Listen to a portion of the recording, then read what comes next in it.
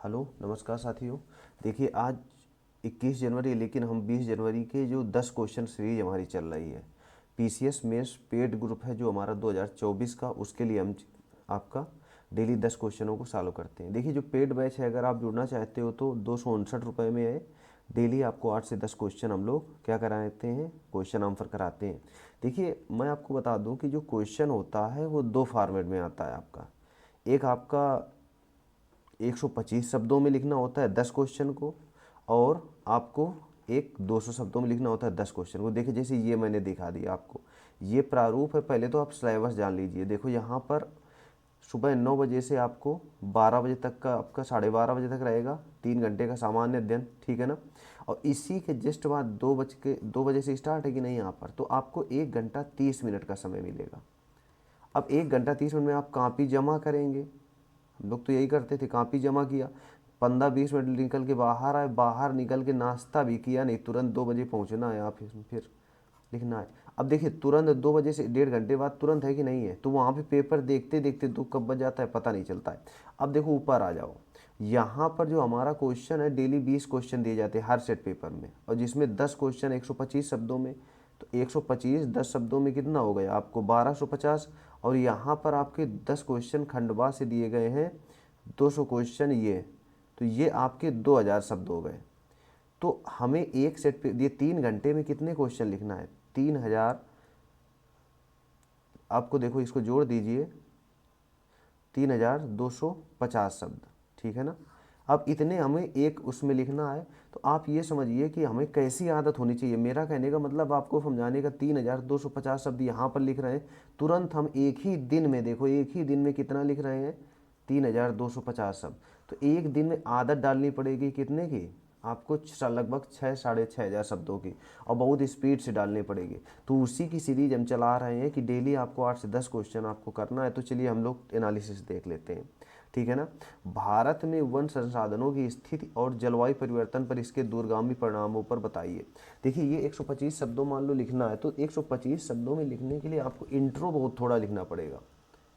लिखने को तो हम वन में पूरा निबंध लिख डालते हैं, लेकिन यहाँ पर इंट्रो और बॉडी में जो होता है ना, वो आपके डायग्राम बना दो और आपका फ्लो चार्ट बना दो।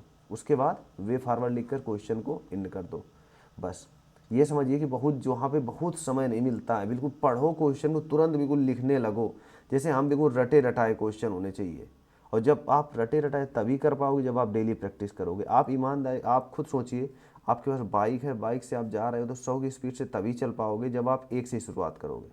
बाइक फोर व्हीलर कभी भी चलना आप, तो अचानक से 100 नहीं पहुंच जाओगे, एक एक कदम भी धीरे पहुंचोगे। ऐसे यहाँ पर है, देखिए इसका एनालिसिस करते हैं। भारत में वन एक प्राकृतिक संसाधन है जो हमें पारिस्थितिकी, आर्थिकी और सामाजिक लाभ प्रदान करते हैं। बस इतना लिख दिया, ठीक है, इंट्रो हो गया। भाई एग्जामिनर सब कुछ जानता है, वो हमारे केवल नॉलेज को गेस कर रहा है।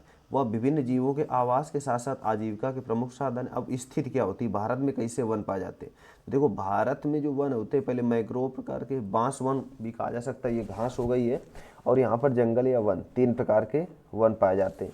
अब इनके प्रभाव क्या क्या रहते हैं, और थोड़ा नीतियाँ लिख सकते हैं हम लोग। अगर देखो जलवायु परिवर्तन कम करने में इनका प्रभाव रहता है, कार्बन सिंक के रूप में रहता है कि नहीं। कार्बन सिंक का मतलब ये CO2 को क्या करते हैं, ग्रहण करते हैं, और ऑक्सीजन को छोड़ते हैं। तो ये कार्बन सिंक हो, सिंक माने आपने देखा होगा ना, जैसे अरे आप, हम लोग ज्योग्राफी के स्टूडेंट है, बेसिन जानते हैं ना, बेसिन। अब बेसिन जैसे महानदी बेसिन, कावेरी बेसिन, है ना। बेसिन का मतलब होता है जैसे आप होटल वोटल में गए तो जहाँ पे हाथ धुला जाता है उसको भी बेसिन बोलते हैं। तो एक जगह पानी चला जाता है कि नहीं, वही बेसिन है मान लो आप। तो जो नदी होती है, अगल बगल से सब नदियाँ छोड़ती हैं पानी, यहाँ पर मेन नदी पर वही बेसिन कहलाए, जैसे कावेरी नदी बेसिन, महानदी बेसिन, है ना। भूमि क्षरण को रोकने में इसका प्रयोग होता है, मरुस्थलीकरण के रूप में, मृदा अपरदन में। चूँकि भारत में जलवायु के निम्न प्रभाव देखने को मिल सकते हैं, जैसे अब जैसे ये सब कट गए तो दूसरे स्टेप में देखो, हर एक 125 शब्दों में 2 स्टेप कह सकता है। इसके दूरगामी परिणाम बताइए जलवायु परिवर्तन पर। स्थिति एक स्टेप हो गया, और जलवायु परिवर्तन पर ये यहाँ पर दूसरा स्टेप हो गया। तो यहाँ पर चूँकि आपने देखा होगा भारत में जलवायु परिवर्तन कौन कौन से, जैसे कृषि क्षेत्र में नकारात्मक प्रभाव, आजीविका में क्या जाएगी, कमी आने लगेगी। उसके बाद देश में सूखा या बाढ़ की स्थिति हो जाएगी, ठीक है ना। समुद्र तल के जल स्तर बढ़ सकता है, ग्लेशियर जब पिघलेंगे, तो जब ग्लेशियर पिघलेंगे तो हमारे जो आपके तटीय इलाके हैं वो डूबने का खतरा रहेगा, है कि नहीं। उसके बाद खाद्य सुरक्षा प्रभावित, इस प्रकार कह सकते हैं कि भारत में वन संपादन महत्वपूर्ण भूमिका निभा सकते हैं। ऐसे आपको आंसर को लिखना। इसकी पीडीएफ हम कल ही भेज दिया था आपके परेड ग्रुप में, तुरंत भेज देते हैं। उसके अब एनालिसिस में समय लगता है, उसके बाद कई सारे टर्म रहते हैं, 10 क्वेश्चन लिखना, अन्य भी काम होते हैं। यहाँ पर जियोग्राफी आ गया। जियोग्राफी में क्या है, समुद्री पारिस्थितिकी तंत्र में महासागरीय धाराओं के महत्व तथा तटीय पर्यावरण में इसका प्रभाव बताइए, ठीक है ना। अब देखो यहाँ पर जियोग्राफी क्वेश्चन है, महासागरों के जल के सतत एवं निश्चित प्रवाह वाले प्रवाह को क्या कहा जाता है, महासागरीय धारा कहा जाता है। महासागरों के जल के सतत निश्चित और प्रवाह को क्या कहते हैं, महासागरीय धारा कहते हैं। महासागरीय धाराएं पृथ्वी की जलवायु को प्रभावित करने के साथ साथ ऊष्मा, पोषक तत्व तथा प्रजातियों आदि के लिए क्या होती हैं, महत्वपूर्ण होती हैं। इतना हम लोगों ने थोड़ा सा इंट्रो लिख दिया। अब महत्व तो देख लेते हैं। पोषक तत्वों का वितरण, समुद्री धाराएं पोषक तत्वों को मतलब घूमती रहती है तो दूर तक आपके पहुंचा सकती है। प्रवसन, समुद्री कछुए, व्हेल, मछलियाँ आदि समुद्री धाराओं का अनुसरण करते हैं। आपने देखा होगा जो ओलिव रिडले टर्टल है आपके गहीरमाथा सेंचुरी यहाँ पर उड़ीसा में आते हैं, कहाँ से, ल्यूसियन द्वीप समूह से। अब आप समझिए, तो ये इन्हीं का धाराओं का अनुसरण करते हैं कि नहीं। जैव विविधता, जहाँ पर जैसे आपने देखा गर्म और ठंडी जल धाराएं मिलती हैं, प्लैंकटन बोलते हैं, मछली बहुत ज़्यादा उत्पादन है, जैव विविधता के अच्छे भंडार हो सकते हैं। तापमान, समुद्री धाराएं तापमान को संतुलित कर सकते हैं। ऐसे 4-5 आपको डायग्राम में थोड़ा सा ऐसे बना देना है। इसके अलावा आपने देखा होगा कि अब तटीय पर्यावरण के प्रमुख प्रभाव कैसे रहते हैं, जैसे पर्यटन एवं मनोरंजन क्षेत्र प्रभावित होगा। देखो यहाँ पे जो क्वेश्चन है उसी के अनुसार लिखना है। तटीय पर्यावरण पे इसका क्या प्रभाव होगा, किसका, महासागरीय धाराओं का। अब महासागरीय धाराएं अगर थोड़ा अनुकूल हो रही हैं, धीरे आ रही हैं, तो स्पीड से अगर आ रही हैं तो मान लो अपरदन हो जाएगा किनारे से, भाई तेजी से टकराएंगी धाराएं तो अपरदन होता रहेगा। समुद्री तट पोषण में रुकावट हो, भाई स्पीड से जाने पर धीरे धीरे रहता है तो पोषण सब चलता रहता है, सब लोगों को है ना। प्रदूषण की समस्या हो सकती है, जल की गुणवत्ता में कमी आ सकती है, भाई स्पीड से आपने देखा होगा, है कि नहीं। ये सब हम थोड़ा सा लिख सकते हैं। बस महासागरीय जलराशि समुद्री पर्यावरण के लिए महत्वपूर्ण घटक है, ठीक। अब हम लोग तीसरा क्वेश्चन देख लेते हैं। ये जीएस पेपर सेकंड का है, गवर्नेंस का क्वेश्चन है। तो यहाँ पर जैसे भारत की नौकरशाही संरचना और संस्कृति ने भारत में सामाजिक आर्थिक विकास की प्रक्रिया में बाधा उत्पन्न की है, चर्चा करें। अब नौकरशाही संरचना का सीधा समझिए आप, मतलब क्या होता है, तानाशाही शासन या ऐसा शासन जिसमें प्रक्रियाएं बहुत कठिन हो। देखिए, देश में आर्थिक और सामाजिक विकास की प्रक्रिया में बाधा डालने में भारत की नौकरशाही संरचना निम्न कारणों से प्रभावित कर रही, जैसे विनिमय और कठोर का होना। आपको कोई फैक्ट्री या कंपनी लगानी है कि नहीं, अब वो इतना उसमें शेड्यूल, इतना पेपर वर्क करा दिया कि आप पहले से परेशान है, कंपनी तो बाद में बात छोड़ दीजिए, पेपर वर्क में आप परेशान हो, तो बहुत ज़्यादा कठोर नियम हो गए। हालांकि एलपीजी के बाद कम लाए गए 1991 के बाद। जटिल तथा कठिन प्रक्रिया, हर जगह तो घूस देना पड़ेगा, इसलिए तो सरकारी नौकरी सब लोग करना चाहते हैं, हर जगह घूस है। भ्रष्टाचार, भारत में पारंपरिक नौकरशाही, है कि नहीं।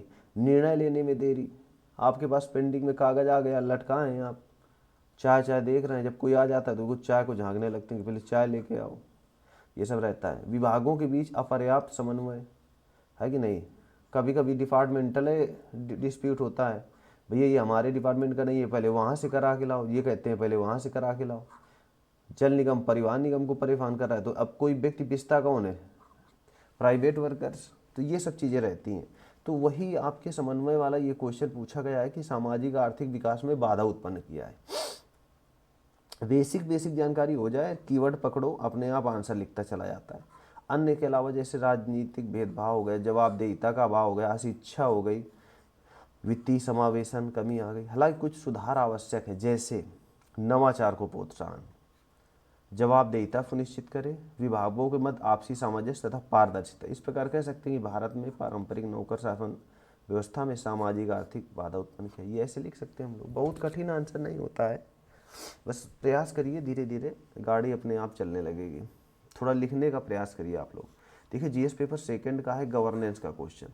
भारत में जनांकी लाभांश तब तक सैद्धांतिक ही रहेगा जब तक हमारी जनशक्ति अधिक शिक्षित, जागरूक, कुशल और सृजनशील नहीं हो जाती है। बहुत अच्छे, जनांकी लाभांश तब तक सैद्धांतिक रहेगा जब तक हमारी जनशक्ति शिक्षित, जागरूक और सृजनशील नहीं हो जाती। उत्पादक और रोजगार योग्य बनाने के लिए सरकार द्वारा उपायों पर क्या करिए, चर्चा करिए। देखिए बहुत अच्छा क्वेश्चन है और आसान क्वेश्चन है, बस आप अच्छे से लिख सकते हैं। इंट्रो, बॉडी ध्यान रखना और डायग्राम, ये तीनों वर्ड रख रहे हैं, बस थोड़ा थोड़ा आपको अपने आप लिख जाएगा। भारत विश्व में सबसे बड़ी युवा आबादी वाला देश है, जहां लगभग 65% आबादी 65 से 64 वर्ष के मध्य है, जो एक महत्वपूर्ण जनसांख्यिकीय लाभ प्रस्तुत करता है। चूँकि यह जनसांख्यिकीय लाभ तभी उठाया जा सकता है जब जनसंख्या अच्छी तरह से प्रशिक्षित, पर्याप्त रूप से कुशल तथा रोजगार योग्य हो। हालांकि भारत सरकार ने जनसांख्यिकीय लाभ प्राप्त करने के लिए निम्न योजनाएं किया है। अब कौन कौन सी योजनाएं देख लो।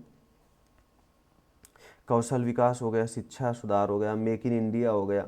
उसके अलावा आपने देखा शिक्षा, स्टार्टअप, स्टैंड अप, अटल इनोवेशन, डिजिटल इंडिया, है ना, ये सब लिख सकते। इस प्रकार कह सकते हैं कि शिक्षा, कौशल विकास और रोजगार क्षमता के सुधार करके हम जनसांख्यिकीय लाभ क्या कर सकते हैं, प्राप्त कर सकते हैं। इसके बाद देख लेते हैं हम लोग जीएस पेपर 3 का क्वेश्चन इकोनॉमी का। यहाँ पर जो क्वेश्चन दिया हुआ है बहुत अच्छा क्वेश्चन है।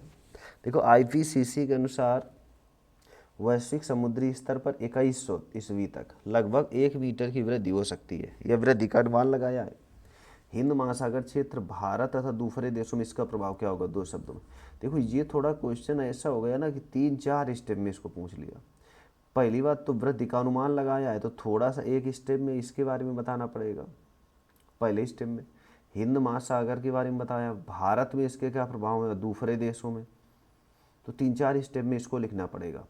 बहुत आसान है, बिल्कुल डायग्राम पे लिखा जा सकता है। देखो वही छोटा सा इंट्रो लिख देना है, इंट्रो के बाद बॉडी, बॉडी के बाद डायग्राम वगैरह बनाना है, फिर वे फॉरवर्ड। तो यहाँ पर जो जलवायु परिवर्तन के अंतर सरकारी पैनल की रिपोर्ट के अनुसार ग्रीन हाउस गैस के कारण समुद्री जल स्तर पर लगभग 1 मीटर की वृद्धि हो सकती है। अब वृद्धि के कारण क्या है, ये सब की फैक्ट है, इनको तैयार कर लो आप लोग, कोई कॉपी में वगैरह में लिख लिया करो। देखो कौन सा है, कार्बन उत्सर्जन में वृद्धि करके, ध्रुवीय बर्फ पिघलने के कारण। अब समुद्र क्यों होगा, वायुमंडल गर्म होगा, तो जब जब गर्म होगा तो समुद्र का जल भी तो फैलेगा। ठोस पदार्थ गर्म करने पर बढ़ते हैं तो जल भी बढ़ रहा होगा, और ग्लेशियरों का पिघलना, है कि नहीं। इतना हम लोगों ने इसमें देख लिया। अब देखो जलवायु परिवर्तन का भारत पर प्रभाव क्या रहता है। भारत पर प्रभाव पहले नंबर पर तटीय कटाव की समस्या, कृषि भूमि की हानि, जल स्तर बढ़ने से आवासीय क्षेत्र। अब यहाँ पर जैसे ये भारत है तो यहाँ पर जैसे जल भर गया तो आवासीय क्षेत्र घटेगा कि नहीं घटेगा। मत्स्य पालन पर प्रभाव रहता है, मान लो जलवायु परिवर्तन हो रहा है तो जल मछलियों के उपयुक्त ना हुआ, बहुत गर्म हुआ, बहुत ठंडा हुआ। बंदरगाह पर दुष्परिणाम मिलता है, आज बुनियादी ढांचों पर नकारात्मक प्रभाव पड़ता है। अब ये तो हमारा दूसरा स्टेप हो गया। तीसरा हिंद महासागर पर क्या प्रभाव पड़ता है, तो यहाँ पर देखिए जैसे हिंद महासागर ये अफ्रीका बना दिया, थोड़ा सा इसे बना दिया मैप, तो ये भारत, इंडोनेशिया थोड़ा सा ऐसे बना दिया, ऑस्ट्रेलिया वगैरह। एग्जामिनर तुरंत समझ जाता है लिखने के, बस इतना तो जानकारी उनको होती ही है, बस गेस लगा लेते हो। तो मालदीव आ गया, तो ऐसे लिख सकते हैं मालदीव विश्व का सबसे निचला देश है समुद्री जल स्तर बढ़ने से। उसके बाद बांग्लादेश लिख देना। उसके बाद जैसे श्रीलंका, इंडोनेशिया, थाईलैंड देशों में समुद्री जल स्तर बढ़ने पर क्या क्या और हो सकता है, जैसे अर्थव्यवस्था में गिरावट, ऐसे लिख देंगे भाई। वहाँ पर जो पर्यटक आधारित सभी अर्थव्यवस्थाएं है ना, पर्यटन क्षेत्र में कमी हो जाएगी, प्राकृतिक आपदाओं का अधिक सामना करना पड़ेगा, भूस्खलन आज समस्या हो सकती है। इस प्रकार कह सकते हैं कि समुद्री जल स्तर की वृद्धि से सामाजिक आर्थिक दुष्परिणाम देखने को मिल सकता है। बस उसके बाद अगला क्वेश्चन देख लेते हैं, इकोनॉमी का है हमारा। भारत के समक्ष आने वाली आंतरिक चुनौतियों के बारे में, आंतरिक चुनौतियों के बारे में बताइए, ठीक है ना। ऐसे खतरों का मुकाबला करने के लिए खुफिया एवं जांच एजेंसियों की भूमिका बताइए। तो 125 शब्दों में इसको लिखना है, बहुत कुछ कठिन नहीं है। देखो भारत दक्षिण एशिया का ऐसा देश है जहाँ सभी संप्रदायों के लोग रहते हैं। चूँकि सभी विचारधारा अलग अलग होने के कारण अनेक चुनौतियों का सामना करना पड़ता है, जैसे आतंकवाद हो गया, नक्सलवाद हो गया, साइबर अपराध हो गया, जातीय तनाव हो गया, सीमा विवाद हो गया और भ्रष्टाचार हो गया, ठीक है ना। आदि के अलावा जैसे बेरोजगारी हो गया, ठीक है, अशिक्षा हो गया, आदि अनेक चुनौतियां हैं। हालांकि भारत सरकार ने आंतरिक चुनौतियों को निपटने के लिए निम्न उपाय किए हैं। जैसे डेटा संग्रहण हो गया, विश्लेषण, राष्ट्रीय सुरक्षा गार्ड, पैरामिलिट्री फोर्सेस तैयार करना, लोगों को जागरूक करके प्रशिक्षण देंगे, ऐसे लिख सकते हैं। बस लास्ट में वे फॉरवर्ड लिख देना है, ठीक है ना। कहीं डाउट हो तो तुरंत आप लोग क्या करिए, मेंशन करिए, ठीक है ना। अब देखो यहाँ पर जो हमारा क्वेश्चन है इथिक्स एंड इंटीग्रिटी का, नीति शास्त्र का क्वेश्चन है, ये 2023 में पूछा गया था, यही मुझे थोड़ा अच्छा लगा तो मैंने तुरंत बता दिया। देखो क्या व्यक्ति नैतिकता का प्रभाव लोक जीवन के निर्णय पर पड़ता है। अब ये क्वेश्चन हमारा दे दिया गया, बस इसमें 125 शब्दों में लिखना है, तो कैसे लिखेंगे। व्यक्तिगत नैतिकता से तात्पर्य उन व्यक्तिगत मानवीय मूल्यों से है जो हमें उचित और अनुचित का मार्गदर्शन करता है। थोड़ा सा इंट्रो लिख दिया कि नहीं लिख दिया, है कि नहीं। उचित और अनुचित, थोड़ा ये कीवर्ड आप पकड़ना सीख जाएंगे जब लिखेंगे डेली। अब नैतिकता के लिए क्या रहता है, जैसे प्रेम, सत्यनिष्ठा, देशभक्ति, अनुशासन, सहिष्णुता, ईमानदारी का होना आदि।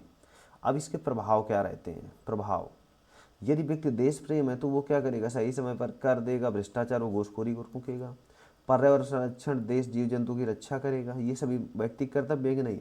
महिलाओं के प्रति सम्मान रखेगा, जन कल्याण की भावना सुनिश्चित करेगा, वृद्ध, असहाय व कमजोर वर्ग के लिए सहानुभूति रखेगा। इस प्रकार कह सकते हैं कि व्यक्तिगत स्वतंत्रता, नैतिकता हमारे सार्वजनिक निर्णयों को क्या करती है, प्रभावित करती है। तो इतना हम लोगों ने इसमें देख लिया। देखिए हमारी जो सीरीज़ चल रही है बहुत अच्छी सीरीज़ है। मैंने आपको फिर बता दिया कि डेली आपको 8 से 10 क्वेश्चन मिलेंगे 259 रुपये में। बहुत जल्दी एक नया प्लान लेके हम लोग आ रहे हैं, ठीक है ना। उसके बारे में हम लोग कल चर्चा करते हैं। तो आज के लिए हम लोग इतने रखते हैं। Thank you.